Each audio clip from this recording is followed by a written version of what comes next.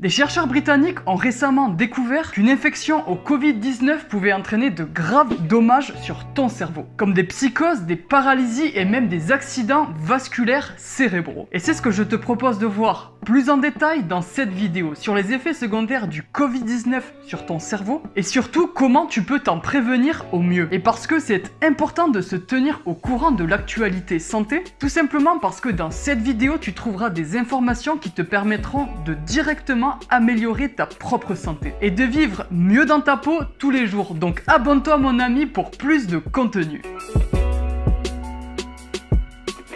En fait, on en apprend un peu plus chaque jour sur le Covid-19 et un nombre croissant d'études indique que le SARS-CoV-2 impacte non seulement les poumons et les voies respiratoires, mais également d'autres organes et notamment le cœur, les vaisseaux sanguins, les nerfs, les reins ou encore la peau et surtout, comme viennent de le découvrir les scientifiques, le cerveau. En effet, dans le cadre de nouveaux travaux publiés dans la revue Brain, des neurologues de l'University College London ont confirmé que celui-ci pouvait également causer de graves lésions cérébrale, et y compris chez les patients présentant des symptômes légers et même ceux en convalescence. Et c'est là que ça devient intéressant, puisque ces patients pouvaient être sujets à de graves lésions sur leur cerveau, et même en fait si leurs symptômes au coronavirus étaient légers, et qu'ils n'étaient en fait généralement même pas détectés. Une encéphalomyélite aiguë disséminée a ainsi été diagnostiquée chez plus de 40 patients atteints du Covid-19. Et c'est loin d'être une maladie anonyme, puisque cette pathologie inflammatoire affecte les graines de myéline des nerfs du cerveau et de la moelle épinière. Parmi les patients examinés, 12 souffraient d'une inflammation du système nerveux central, 10 d'une encéphalopathie transitoire avec délire ou psychose, 8 d'un accident vasculaire cérébral, et vous inquiétez pas, on a bientôt fini, puisque les 8 derniers souffraient de problèmes au niveau des nerfs périphériques. Des pathologies donc graves. Et en plus de ces troubles, la plupart d'entre eux présentaient des signes du syndrome de Guillain-Barré, une réaction immunitaire attaquant les nerfs et provoquant une paralysie se révélant mortelle dans 5% des cas. En fait, selon les chercheurs, ces nouveaux travaux sur le Covid-19 confirment leur crainte que cette infection puisse causer des problèmes de santé à long terme, avec de nombreux patients restant essoufflés et fatigués longtemps après avoir combattu cette maladie, et d'autres en convalescence, souffrant d'engourdissement, de faiblesse et de problèmes de mémoire.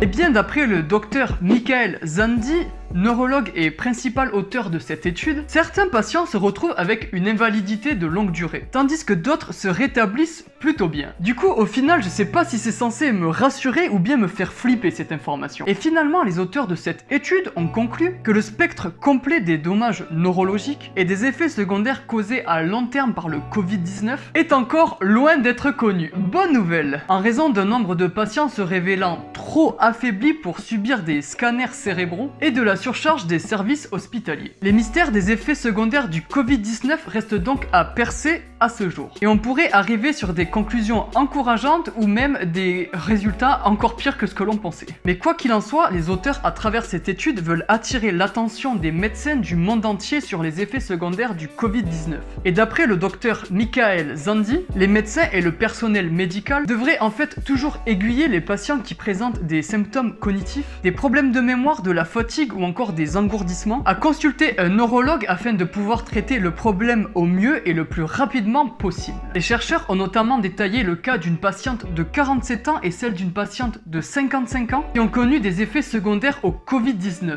Car sans aucune maladie mentale antérieure, celle de 55 ans a commencé à se comporter bizarrement le lendemain de sa sortie de l'hôpital, mettant et retirant son manteau plusieurs fois de suite. Celle-ci a également commencé à avoir des hallucinations, déclarant voir des singes et des lions dans sa maison. Non, je vous jure, je suis pas en train de vous faire une blague de mauvais goût. C'est vraiment la réalité. Et après avoir été admise de nouveau à l'hôpital, celle-ci a reçu des médicaments antipsychotiques pour traiter tout ça. En fait, les neurologues britanniques craignent par ailleurs que le Covid-19 n'entraîne des lésions cérébrales à retardement, qui ne se manifesteront chez les patients que dans des mois ou dans des années à venir. Et selon eux, des effets secondaires similaires avaient été observés chez des patients qui avaient été atteints de la grippe espagnole. Et si tu ne sais pas ce que c'est la grippe espagnole, eh bien cette pandémie est survenue en 1918. Et on peut dire que cette pandémie fut la pandémie la plus dévastatrice de l'histoire de l'humanité, puisqu'elle a fait au moins 50 millions de victimes à travers le monde. Imagine-toi, c'est comme si elle avait tué plus de la population totale espagnole actuelle. Et les chercheurs estiment aujourd'hui que plus de 1 million de personnes à travers le monde auraient subi d'importants dommages cérébraux à long terme.